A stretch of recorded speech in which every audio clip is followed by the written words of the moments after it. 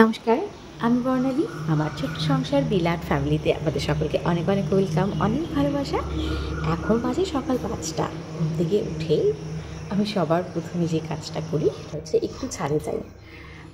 থাকি না খুব একটা, কিন্তু 5 মিনিট মতো ছাদে যাই, কারণ সকালে ছাদে গিয়ে ওই সকালের মৃদু বাতাস, পাখিদের ডাক, আকাশে পাখিরা উঠছে, মানে শান্ত একটা পরিবেশ, এইগুলো দেখতে আমার বড্ড ভালো লাগে। তো তারপর এই যে এসে চলে এলাম রান্নাঘরে। আচ্ছা, এই যে এই বাসনের টুনটান আওয়াজ আমাদের সবারই প্রায় পরিচিত, তাই না? মানে আমাদের সংসার জীবনে সবার সাথে একসাথে থাকতে হলে তো এরকম ছোটোখাটো অনেক ভুল বুঝাবুঝি, অনেক কথাবার্তা হয়, ঠিক এই বাসনগুলোর মতো। অনেক বাসন একসাথে রাখি, ঠিক যেমন হয় ঠিক তেমনটা। তবুও তো আমরা বাসনগুলোকে সুন্দর করে গুছিয়ে রাখি, তাই না? মানে আমাদের সংসার জীবনটাও তাই, সবার সাথে গুছিয়ে মানিয়ে থাকতে হয় আর কি। আর রান্নাঘরে আমি এখন একটু নিজের জন্য অ্যাফ্রেশ করবো, আর পাখিদের জন্য একটু চা করে রাখবো। আর এখন যেহেতু অনেক সকাল, তাই সবাই এখন ঘুমোচ্ছে, আর আমি একটু নিজস্ব সময় কাটাচ্ছিলাম আর কি।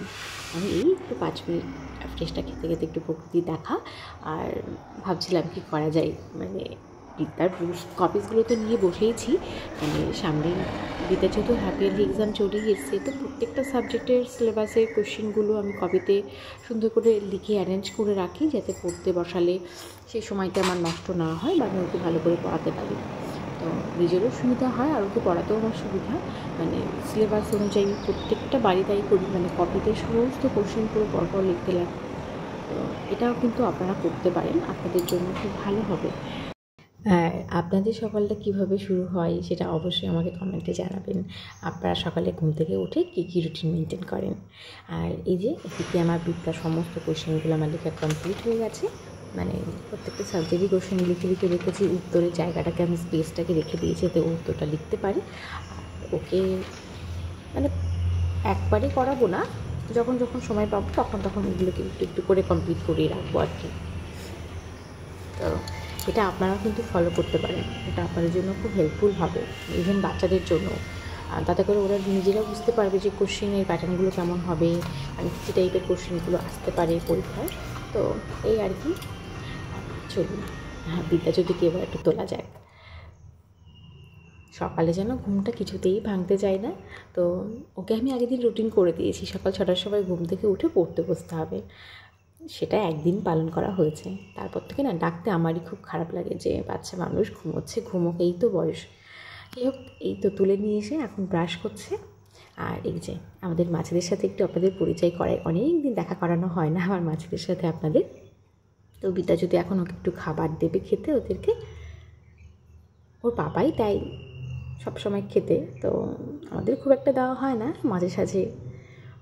তো এখন এই যে ওরা খাওয়ার জন্য ভীষণ ব্যস্ত, খিদে পেয়ে গেছে না, সেই রাতে আবার খাবার দেওয়া হয়েছিল। তারপর বিদ্যা একটু ঘরে গেল আর কি।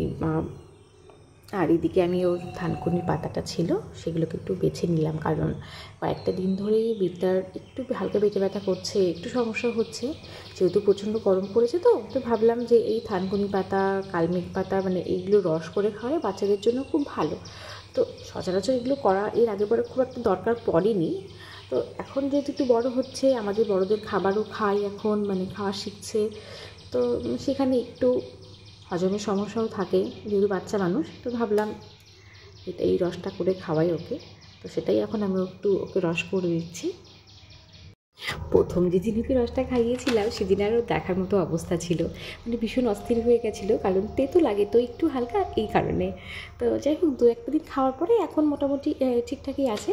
আর যে আমার রসটা করা হয়ে গেল, চলুন ওকে এবার খাওয়ানো যাক, দেখি আজকে কী করে। মোটামুটি 2-3 দিন খেয়ে এখন ঠিকঠাকই লাগছে, হাসছে মিটিমিটি করে, ভীষণ দুষ্টু।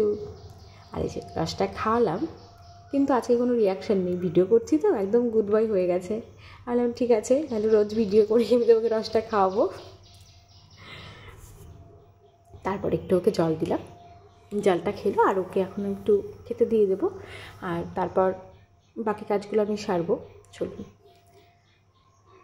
এই যে আমি তার মধ্যে একটু স্নান করে চলে এসেছি। আমি এখন রান্নাটা একটু বসাবো, মানে চালটা ধুয়ে নিলাম, ভাতটা বসাবো, আর আগের দিন কই মাছ আনা হয়েছিল, সেইগুলোকে ধুয়ে ফ্রিজে রাখা ছিল, সেই কই মাছটাই আমি এখন ভাজবো। মা গেছে ঠাকুর ঘরে পুজো দিতে। মোটামুটি তার মা আসার আগে ভেবেছি মাছটা ভেজে মশলা করে গুছিয়ে রাখবো, মা এলে যাতে রান্নাটা করতে পারে, নাহলে আমাদের আবার স্কুলে যেতে দেরি হয়ে যাবে। আর যা গরম পড়েছে, মাকে বলেছি সকালেই পুজোটা দিয়ে দিতে, কারণ ঠাকুর ঘরে তো ফ্যান নেই, মানে খুব সমস্যা হয়, মানে বেলার দিকে পুজো দিলে খুব গরমে খুব কষ্ট পায়। যেহেতু ছাদের উপর ঘরটা, এতটাই তাপ থাকে ওখানে একটুও বসে থাকা যায় না। আর স্বাভাবিকভাবে পুজো দিতে আমাদের যেহেতু অনেক ঠাকুর, পুজো দিতে অনেক সময় লাগে।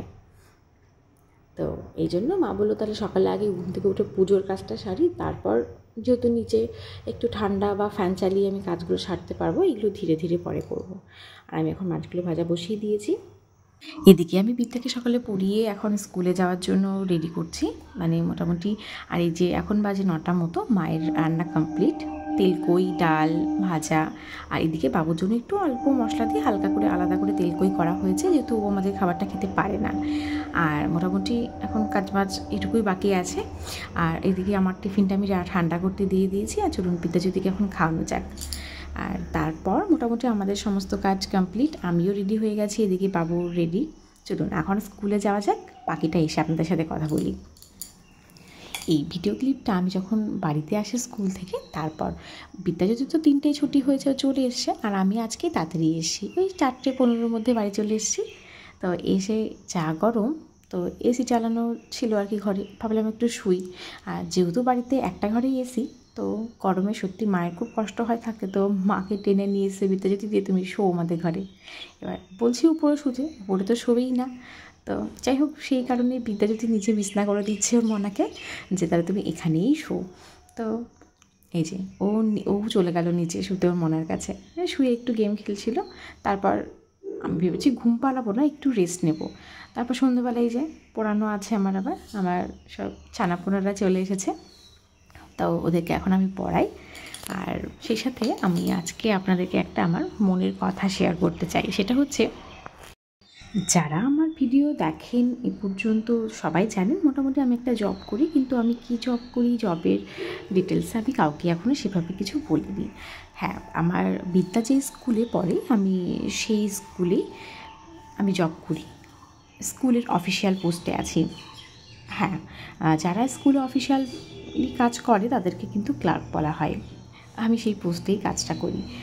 আর যদিও একটা সময় মানে কাজ করার পর এখন এই পোস্টটাকে ভালোই বেশি ফেলেছি, মানে ভালোবেসেই পোস্টটাকে সামলাই। কিন্তু যদিও একটা সময় ছিল এই পোস্টটাকে মানে মন থেকে মেনে নিতে আমার ভীষণ কষ্ট হতো, মানে মন থেকে যেন মেনে নিতেই পারতাম না। কারণ জীবনে একটাই উদ্দেশ্য ছিল আমার, একজন ভালো টিচার হব, মানে একজন বেস্ট আইডিয়াল টিচার হওয়ার, স্টুডেন্টদের মন জুড়ে থাকবো এমন টিচার, মানুষ গড়ার কারিগর হব। শুধুমাত্র পড়াশোনায় না, ওদেরকে ভালো মানুষ করে তুলবো, ভালো মানুষ হতে শেখাবো, যেগুলো সবার আর কি মনের ইচ্ছে থাকে, ঠিক সেইগুলো আমারও ছিল। আর যাই হোক, কাজের জায়গা তো ওনাদের যেটা বেস্ট মনে হয়েছে সেটাই আমাকে, সেই ডিপার্টমেন্টটা আমাকে দেওয়া হয়েছে। তো যাই হোক, একটা নিডের একটা জায়গা থেকে সেই জায়গাটাকে আমি এখন ভালোবেসে সামলাচ্ছি যদিও, কিন্তু জানি না মানে আমার যে স্বপ্নটা, সেই স্বপ্নটা কোনোদিনও আমি বাস্তবে পরিণত করতে পারবো কি না, নাকি স্বপ্নটা শুধুমাত্র স্বপ্নই হয়ে থেকে যাবে সারা জীবন, সেটাও জানি না। কারণ এখনকার ওয়েস্ট বেঙ্গলের যেভাবে চাকরির সিচুয়েশান, মানে চাকরি তো সেরকম নেই বলতে গেলেই চলে। তো আসলে এই সারাক্ষণ অফিস সংসার সামলিয়ে খুব একটা পড়ার সময় আমি করে উঠতে পারি না। তো দেখা যাক, মোটামুটি টেটের জন্য একটা প্রিপারেশানে থাকি সবসময়, মানে একটা প্রিপারেশান ছোটোখাটো করে চলে আমার, মানে সেটা শুধুমাত্র টেটের জন্য। যেহেতু টিচার হব ভেবেছি, তো অ্যাটলিস্ট মানে টেটটাও যদি কোয়ালিফাই করতে পারি কখনো, তো একটা আশা, এখন না হোক 10 বছর পরে হলেও হবে।